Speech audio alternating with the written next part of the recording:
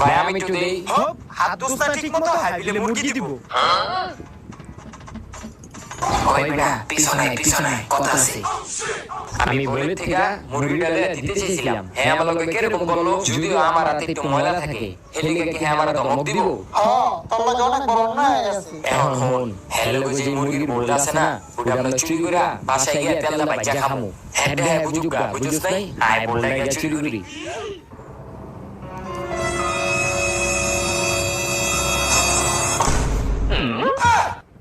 দুইজনে মিলে এই বুদ্ধি করছত না। চাউলা দি চাউলা পাই।